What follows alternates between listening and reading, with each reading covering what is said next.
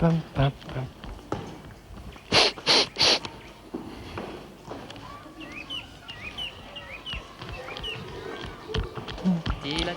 François, François, j'ai une lettre pour toi. Une lettre? Ouais. Montre ça. Monsieur François, l'île aux enfants. Dis, tu me liras ce qu'il y a dedans? Oh bah dis donc, si c'est pas trop personnel. Voyons. Cher François, pourrais-tu nous raconter un jour pourquoi l'île des Casimirs est devenue l'île aux enfants? Signé Olivier. C'est une bonne idée, ça, dis donc. Casimir? Ouais, ça y est, j'ai compris. Tu as compris? Je vais vite me préparer, hein. Alors tu te dépêches, hein? Ouais. Les enfants, venez voir. Venez. Venez, installez-vous, tiens. Tu te mets là, Florence. Allez, voilà. Je vais vous raconter comment l'île des Casimirs est devenue l'île aux enfants. C'était au XVIe siècle, il y a 400 ans. C'est l'époque des grands explorateurs, des conquistadors. Vous vous souvenez de Christophe Colomb? Oui. De Magellan, de Cortés, et puis bien d'autres. Ces explorateurs cherchaient des terres nouvelles, et ils étaient très cruels, très féroces. Un jour, un navire jette l'ancre devant l'île des Casimirus, et des chaloupes sont mises à la mer et s'approchent de la plage. Manque de chance, c'étaient les soldats les plus féroces qui existaient à cette époque-là. Les Casimirus les regardent approcher avec inquiétude. Ils n'avaient encore jamais vu des hommes. Alors vous pensez bien, hein, ils se méfient. Et heureusement qu'ils se méfient. Parce que les soldats attrapent les animaux qui se trouvent à portée de leurs mains et commencent par les tuer. Et ils tirent des coups de feu avec des espèces d'engins qu'on appelle des arquebuses. Ça marchait pas toujours très bien, quelquefois ça leur explosait la figure, mais enfin, les Casimirus n'avaient jamais entendu de coup de feu et ça leur a fait peur. À cette époque, le règne des Casimirus n'avait jamais cessé depuis des milliers et des milliers d'années.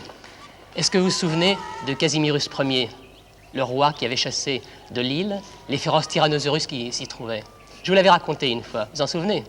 Eh bien, depuis des milliers d'années, les rois s'étaient succédés. Il y avait un petit ennui, c'était que les Casimirus étaient très très mauvais en calcul.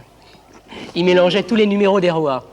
Alors, ils ne savaient pas si c'était le roi actuel, Casimirus 931, Casimirus 7849 ou Casimirus 535 et demi.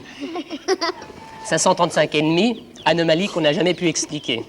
Alors le roi de l'époque, qui ne connaissait pas son numéro, était très vexé. Et un jour il dit, puisque c'est comme ça, j'abdique, il n'y a plus de roi.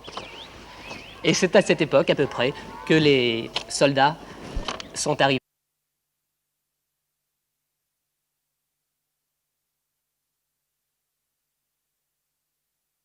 7849 ou Casimirus 535 et demi.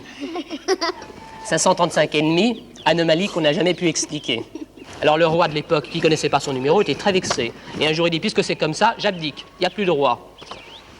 Et c'est à cette époque, à peu près, que les soldats sont arrivés dans l'île. Donc à cette époque, les Casimirus vivent sans roi. Et entre nous, ils s'en portent pas plus mal pour ça. Alors les animaux affolés vont voir les Casimirus dans les bois et leur disent, écoutez les Casimirus, vous êtes les plus grands, vous êtes les plus forts, il faut nous aider, il faut faire quelque chose. Les Casimirus réfléchissent et ça y est, ils trouvent une idée. Qu'est-ce qu'on va faire? On va se déguiser en monstre pour faire peur aux envahisseurs. C'est une bonne idée, non? Oui. Et vous savez ce que ça a donné à peu près? Ben, je vais vous le montrer, moi. Casimir, allez, viens, Casimir. Voilà. Viens nous montrer ça. Voilà. Oh là! Stop, Casimir, on a compris. Alors évidemment, quand les soldats ont vu les Casimirus déguisés comme ça, ils ont eu une panique terrible. Ils fuyaient dans tous les sens, à droite, à gauche, ils criaient, ils poussaient des hurlements de frayeur, on les entendait dans toute l'île. Et à toute vitesse, hop, ils regagnent la plage, ils sautent dans leur chaloupe. Il n'y a pas assez de place pour tout le monde, ils se bagarrent. Il y en a qui rentrent à la nage. Tout le monde regagne le navire, on lève l'ancre et hop, le bateau s'éloigne à l'horizon. Alors vous imaginez bien qu'en voyant partir toute cette équipée, les Casimirus ont poussé un ouf de soulagement. Ils étaient très contents, mais aussi ils étaient très étonnés. Pourquoi? Eh bien, sur le rivage, il restait 2 petits soldats. En réalité, c'était 2 petits mousses qui étaient restés là. On les avait oubliés. Alors les Casimirus disent, mais il en reste 2. Il faut les chasser. Allons-y. Ils arrivent, ils font des grands gestes pour leur faire peur. Des très, très, très grands gestes. Mais plus, voilà, comme Casimir fait, et plus les Casimirus faisaient des grands gestes pour faire peur aux petits mousses, plus les petits mousses rigolaient. Ouais. Je me souviens très bien. Mon grand-père m'a raconté, tu sais. Alors, bon? il faisait comme ça. Waouh! Ouah, ouah. Et puis ça aussi. Ouah, ouah, ouah, ouah. Et ainsi de suite, et ainsi de suite. Et voilà, et plus les Casimirus s'excitaient en faisant de grands gestes, plus les petits mousses riaient. Alors le plus grand des Casimirus dit « Attendez, je vais régler ça ». Il s'approche tout seul vers les petits mousses en faisant des grands gestes. Mais les petits mousses s'approchent de lui et ils commencent à le caresser. Ils le caressent et lui disent « Oh, tu es gentil, toi. Tu es gentil.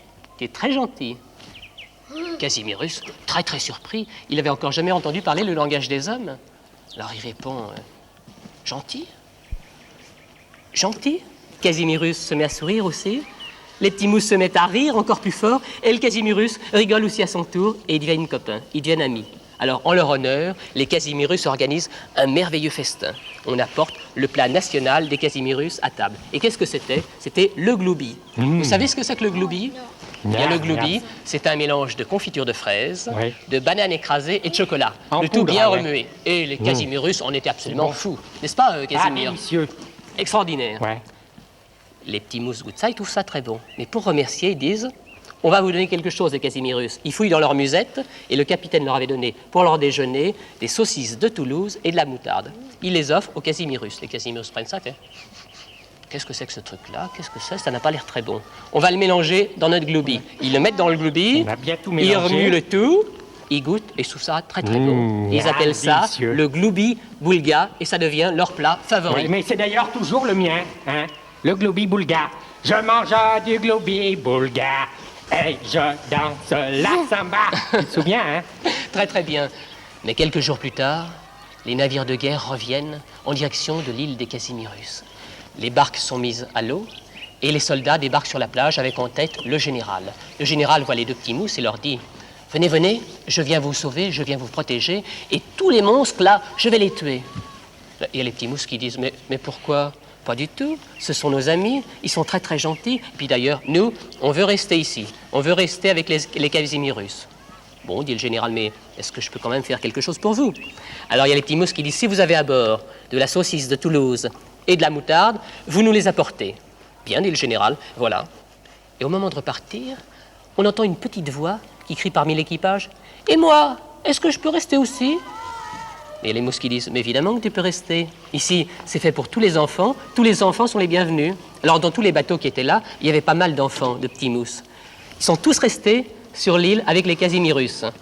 Les soldats regagnent leur chaloupe, et le général, au moment de partir, se retourne et dit, mais dites-moi, cette île-là, comment l'appelez-vous? Alors tous en chœur, de la plage, les Casimirus et les enfants, ils ont répondu, c'est l'île aux enfants. N'est-ce pas, Casimir? Voilà, et depuis ce jour-là, l'île s'appelle, comment? L'île aux enfants. Voilà.